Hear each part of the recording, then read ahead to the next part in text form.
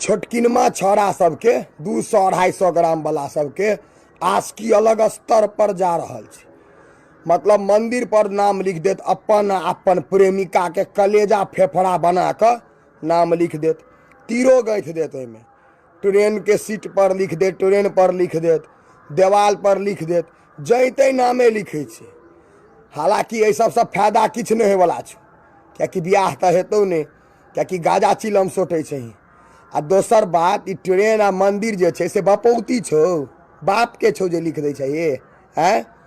सरकारी चीज के जे गंदा करे छी, प्रशासन जो मारे पर उतर गेलो ने कोनो दिन देख लेलको बउआ, तो तत्ते मारतौ जो महबूबा तक तोरा नहीं चिन्हतौ, जेकर कलेजा फेफड़ा बनबै छै, बुझलिया, नाम लिखे छी।